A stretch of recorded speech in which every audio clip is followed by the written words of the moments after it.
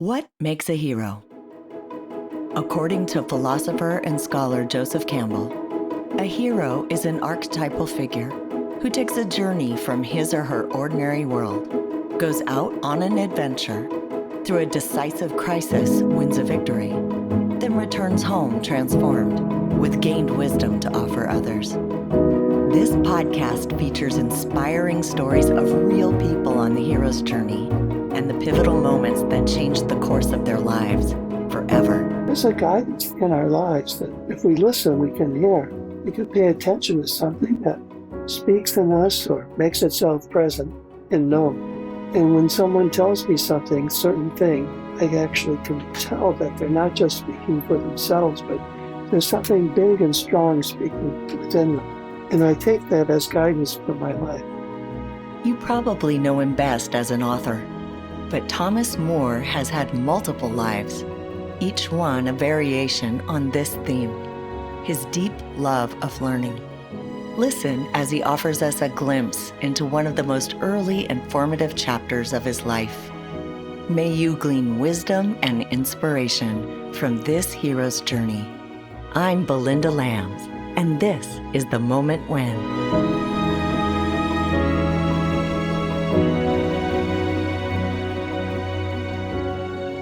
Thomas More published his classic, Care of the Soul, in 1992 and has since written 20 books on spirituality, sexuality, myth, religion, and depth psychology.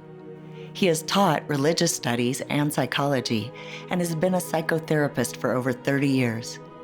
He often speaks at C.G. Jung societies and has done special work consulting at major medical centers with the idea of bringing soul to medicine. He was a close friend and collaborator with James Hillman and published an anthology of Hillman's work with extensive introductions and commentaries. He writes fiction and music and has a special relationship with Ireland, the home of his ancestors. He lives a creative life in New England with his wife and is the father to his daughter, son-in-law, and stepson. I start all of my shows by setting the context of how I'm connected to somebody. And you and I have never met, but I know of you through your writing. And I came upon that because one of my mentors, Rabbi Finley, he would reference you and James Hillman in his talks. And my husband ended up ordering your book, Care of the Soul, and that eventually made its way into my hands, into my world, and it came at the perfect time because I think I was disregarding a lot of those parts of myself, and the book helped me to slow down and savor and be with my process and my journey with an honor, I would say, and with an awareness. So you've been an impactful part of my journey for quite a few years. And so I would love for you to share your journey with me and the listeners. What was your ordinary world like before you got your call to adventure? Well, I'm thinking of the fact that over my life I have had several turns that were significant for me, and they started early. And the earliest one for me that I recall is when I was 13 years old. I grew up in Detroit. I had been going to a Catholic school, attending a Catholic church, and being close to the priests because I was an altar boy. And I really loved what I saw in the life of the priests. And so it was natural for me to feel that I wanted to try that for myself. This was a long time ago, and the world was different. It was rather normal for, maybe I shouldn't say normal, but it was not too unusual for a young man or even a young woman in a Catholic family to want to become a priest or a nun. But that entailed leaving home and going on about a 12 or 13 year preparation and study. So it was a big deal. I found it difficult to leave home because I was so close to my family. My father was an extraordinary man. He was a plumber. He taught plumbing, but he was sort of a philosopher at the same time. He left school in the second year of high school, so he didn't have much of an education, but he was very smart. I think the idea was that I would probably become a plumber as well. And I looked up to him a great deal. So when I saw these men doing this work as priests, I saw my father in them. I saw that was one way for me to be more like my dad, but doing it in my own way. And my parents tried to get me to wait until after high school when I'd be a little older and have a better sense of what I wanted to do in my life. But I was impatient. I was fired up about this idea. And so I didn't listen to them. And eventually they let go and said, okay, if you want to give it a try. It was something at the beginning that I felt really inspired to do. And I wasn't going to be talked out of it. Thomas's call to adventure took him away from the comfort of his home and family in Detroit and off to a new world of priests and monks in Chicago. I was extremely homesick for years, I think, when I left. I had such a wonderful family and I hated leaving them, but my ideals were stronger than my wanting to stay in the comfort of home. So what I was doing, I was pursuing the priesthood to become a Catholic priest, but I was also joining a religious order, a community, a monastic order. That means that these people lived a very intense community life. They lived the life of a monk. So that was a pretty intense life for me, and I got into it from the very beginning when I was 13. I really entered that life then, as much as I could at that age. So I studied a great deal, and I was taught that the study was part of spiritual life and spiritual practice. Learning Latin and Greek was part of my life from the very beginning, and getting a classical education generally, and getting an education in spirituality. In the hero's journey, the hero meets a mentor who guides him in this new world. Thomas met many highly influential mentors along his path, each one calling forth his various gifts, beginning in high school when a new priest came to teach English. His name, Father Gregory O'Brien. He was extremely polished, highly educated, artistic man. And he loved the religious life, and he was very reverent in everything he did. He had a very deep spirituality. But he was also a very earthy, worldly person. And he was an excellent musician. He just was very well educated in all the arts. And he was such an inspiration to me. He opened up the world of art to me and music. And he invited a professor from the university in Chicago to come and teach music at our seminary. And so I joined up right away. I wanted to study piano and music theory. So I started when I was in high school, when I was 14, studying music. And I loved it. I realized after a short time that my particular interest was composition, music composition. So I started writing music right away in high school. Once he completed high school, Thomas moved to Milwaukee for a year of college and a year of spiritual training. It was during these years that he encountered another key figure, a priest named Father McNamara, who was in charge of the monastery. He was a very wonderful man. He had a good sense of humor. He liked to study. He liked to write. He was an intellectual of sorts. He liked to be up with the news, what was happening, and he was a good leader. I thought a very good leader. And he saw something in me and asked me to be his secretary for those 2 years. He also asked me, and only me, he didn't ask anyone else there, to write an essay for him once a week that he would read and go over and edit to help me learn how to write.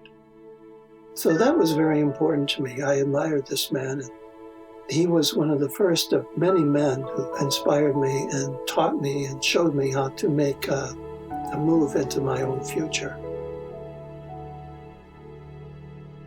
The next phase of Thomas's education took him all the way to Northern Ireland, which was a little taste of home, as that is where his family was from originally. There he studied philosophy courses actually taught in Latin, which he found quite interesting and challenging. It was during this time that Thomas decided he wanted to acquire a piece of Irish art, but that was challenging as well. I had no money. I was in this religious order and had the vow of poverty. I had no money to spend on myself, but I figured I'd find some way to do it. So I wrote to the National Gallery in Dublin and asked them the question if they could help me get some art. And the director of the National Gallery, it's a very prestigious position, and he was an honored poet. Thomas McGreevy was his name. He wrote me a note back and said, "Come see me." He didn't say anything else. He just said, come see me. Off to Dublin he went. There, in a small back office at the National Gallery of Ireland, Thomas spent precious time with his new mentor, Thomas McGreevy. He was 70. I was 19. And he began telling me his life story and all the people that he had known who were great writers and artists. He had been a kind of friend or father figure to a lot of writers like T.S. Eliot and James Joyce, especially James Joyce and Joyce's family, and T.H. Lawrence and many other figures like that. And at the moment, he was very close to Samuel Beckett. And I had been reading Beckett's plays, and I loved Samuel Beckett. He was one of my favorite writers.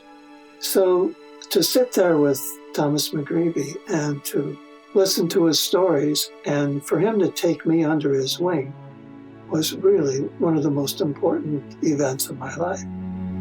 I think he brought out the artist in me and the writer in me, just as, he had done with so many other people.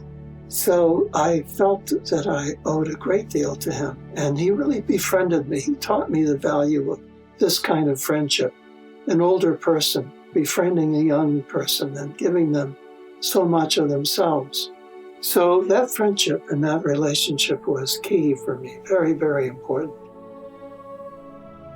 Thomas completed his 2 years in Ireland and headed back to DePaul University in Chicago to study music composition and theology, in Latin, of course. I worked very hard in those years. I thought that maybe when I left, I might be able to be a musician in some way.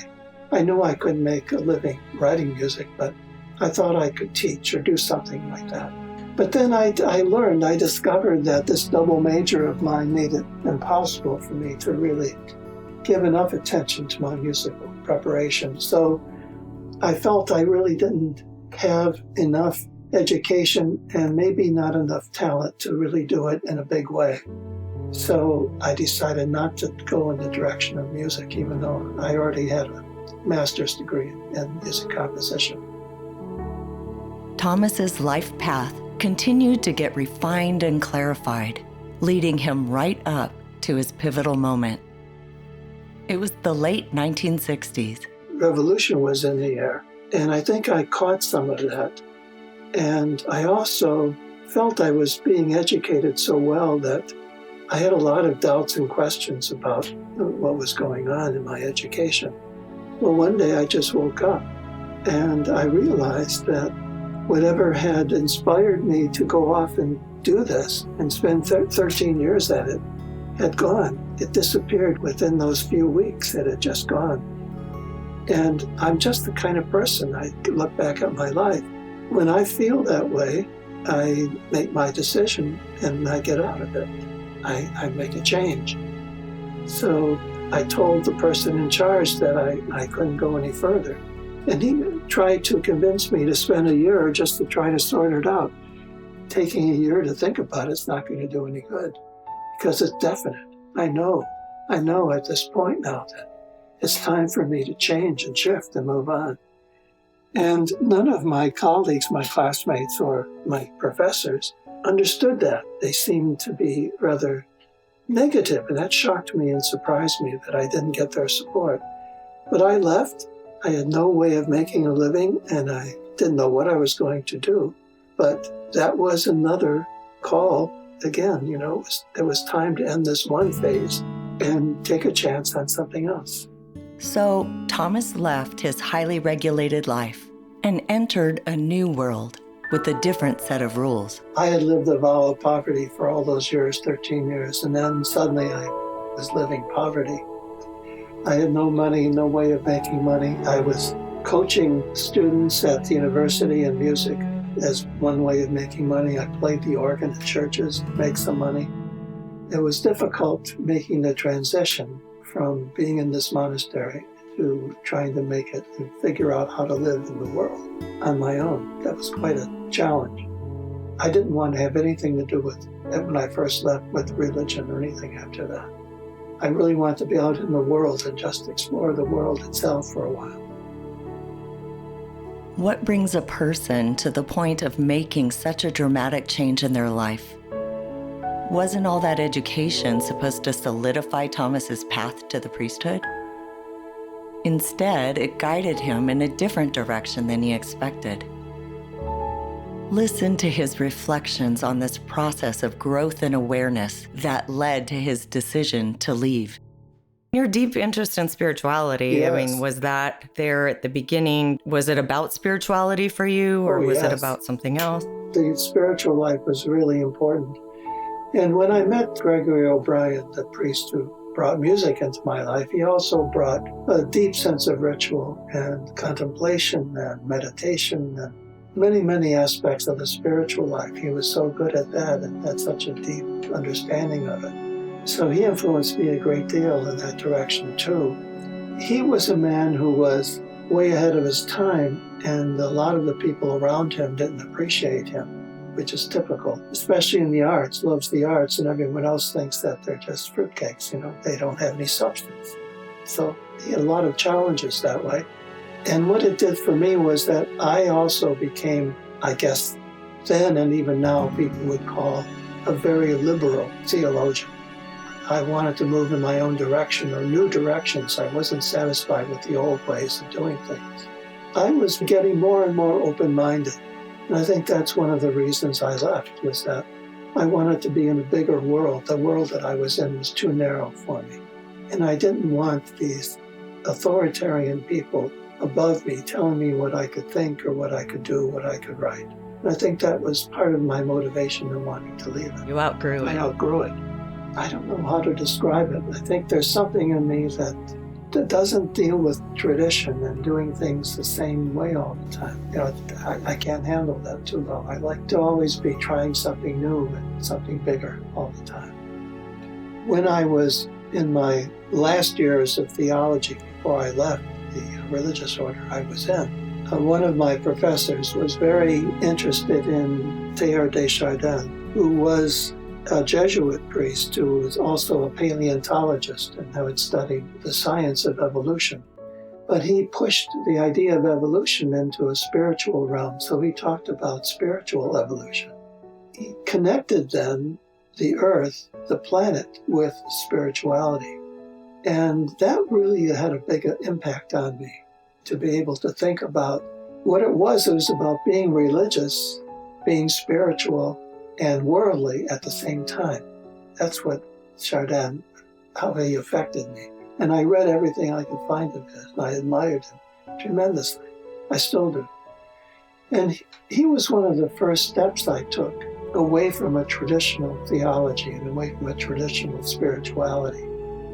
And that theme of having spirituality and everyday life in the world come together has been the kind of the base of all of my work ever since. So I always have tried to bring soul and spirit together, or earth and spirituality, or the world, the worldliness in a spiritual way of being. I haven't wanted to separate those two things. And even my most recent books pick up these themes. I'm still hammering at them, trying to find ways to say this, to express this idea. Which is so interesting that you went into more of an aesthetic life and then, it's like separating to find that. Yeah, it's kind of ironic in a way to go off to a monastery to find the world. So that was very important to me, those studies at that time. I met Paul Tillich, just talked to him briefly, really, just for one conversation. He was a very influential Lutheran theologian at the time. He was at the University of Chicago when I met him. In his work, too, he brought the spiritual and the worldly together. He defined, or he described God as the ground of being, the base of our reality. he was always trying to develop what he called a theology of culture, trying to make a workable culture that can thrive with the spiritual awareness. He tried to bring those two together. So there, before I even left the monastery, I had Tillich and Teilhard de Chardin, who were writers. I never met Chardin. I only had a brief conversation with Tillich, but they really had a big impact on me. And ever since then, I've been carrying them around with me in a way. They're part of my heritage, and I'm still working out the questions that they raised. Throughout those years, Thomas's life was shaped by his studies, his experiences, and his mentors. And then there was this mysterious revelation that had finally caused him to shift his path. What about that? I'd like to remark on the way that you receive your information and how other people didn't necessarily understand or support you.